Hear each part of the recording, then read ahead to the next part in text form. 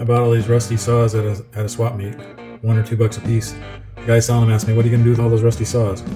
Let me show you what I did.